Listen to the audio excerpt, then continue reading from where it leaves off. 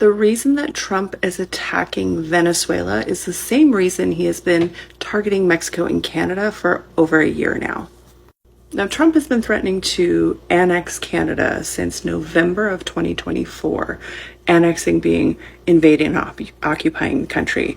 But back in March of 2025, he put out an executive order called Safeguarding the Nation. It has a big long name. But basically, it initially started about tariffs, but what they were talking about was the IEEPA, the IEEPA, which is the International Emergency Economic Powers Act. But a lot of what they focused on in this executive order had to do with fentanyl coming through the borders, through Canada and through Mexico. And if you look at the bottom down here, it says, both nations' failure to arrest traffickers, seize drugs, or coordinate with U.S. law enforcement constitutes an unusual and extraordinary threat to America's security, demanding IEEPA action to force accountability and protect American lives. Trump has been declaring Canada a threat to national security for over a year now.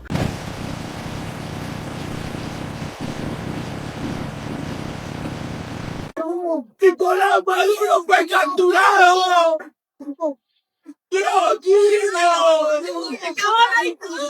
libres! ¡Libertad, libertad! ¡Gracias, Señor! ¡Viva Venezuela! The scene in Caracas is one of pure, unfiltered emotion.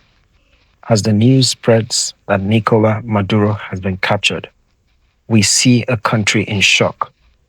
Look at the people in this video. They aren't just cheering. Many are crying. For them, this isn't just a news headline. It's the end of years of struggle, hunger, and living under a government they felt didn't represent them. When the man in the green hat shouts, "The dictatorship is over. We are free," he's speaking for millions. You can see people on their balconies and crowded into the streets, all united by one word: libertad, or liberty. For these citizens, this moment feels like a second Independence Day. It's a powerful reminder that behind the big political moves, there are real people whose lives are changing in an instant.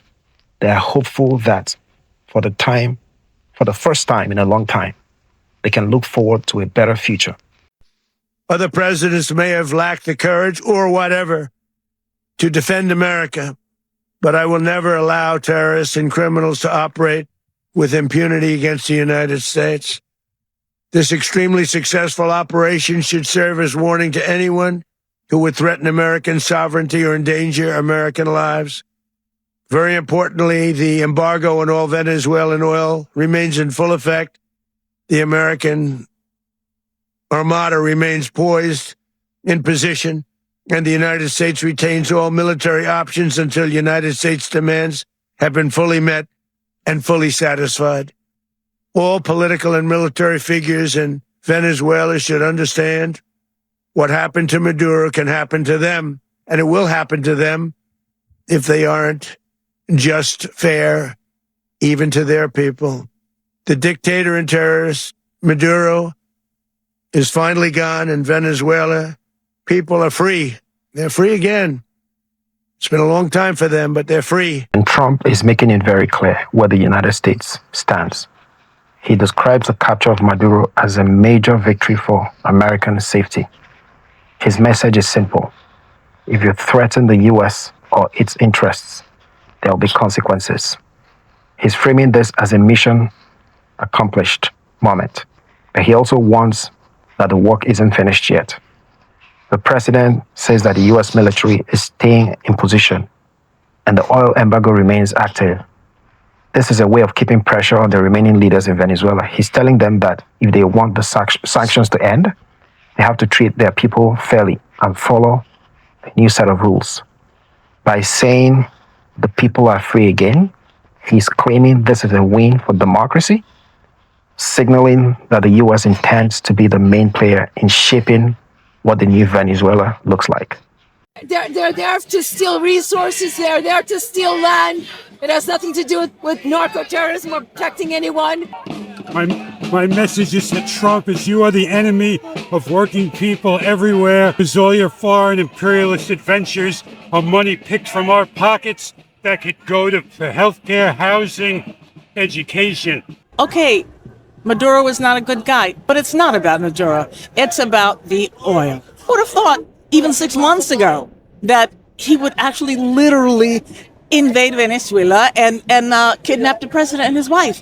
It's very important at this very present moment, and also in New York City, where President Maduro and his wife are now being extradited illegally into a prison in Brooklyn. It's very clear that Trump right now is trying to use all of these lies and falseless claims about narco trafficking, about dumping, quote unquote, dumping prisoners into the U.S., right, to stoke fear and to really make an enemy out of Maduro.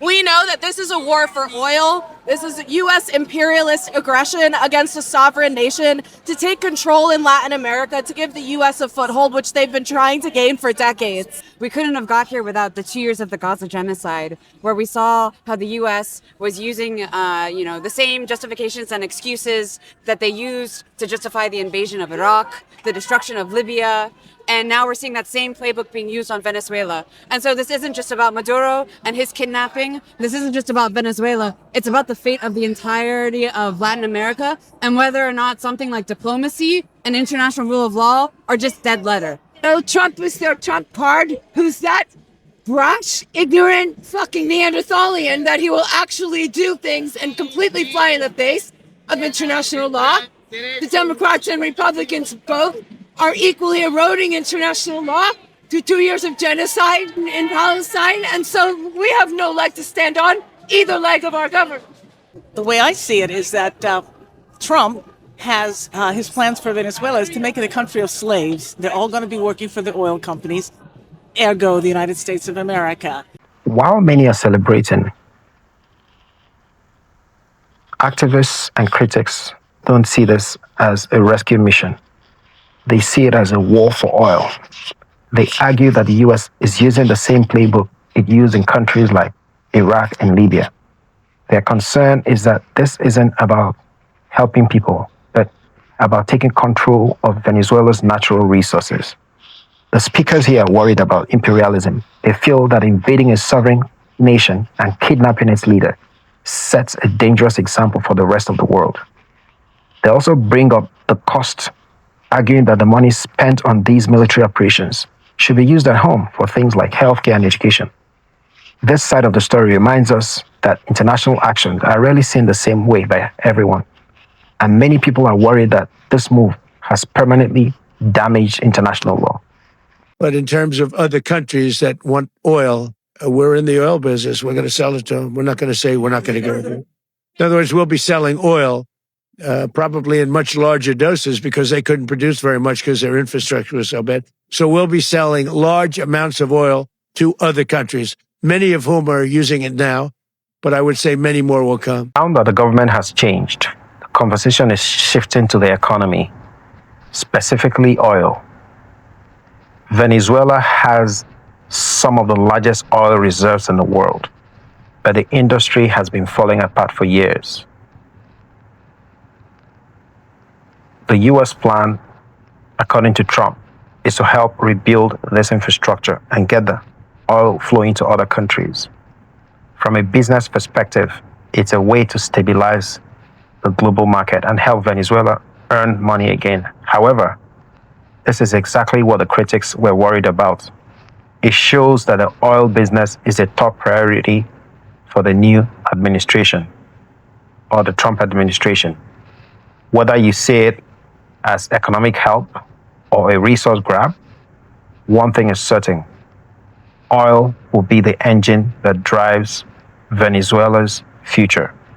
Trump says some U.S. forces were injured, but he says nobody was killed. And here in Canada, Foreign Affairs Minister Anita Anand has also responded to the attacks with a statement posted online saying in part, since 2019, we have refused to recognize any legitimacy of the Maduro regime. She goes on to say, quote, Canada calls on all parties to respect international law and we stand by the people of Venezuela. More reactions coming in, where Conservative leader Pierre Poilievre writing on social media, congratulating Trump on the arrest of Maduro. Pierre Poilievre says the legitimate winner of most recent Venezuelan elections, Edmundo Gonzalez, should take office, with Venezuelan opposition leader Maria Corina Machado, who also won the Nobel Peace Prize. It's not just about the United States taking action. Canada is also showing strong support for the move. Both the Canadian government and the opposition leaders agree that removing Maduro was the right thing to do.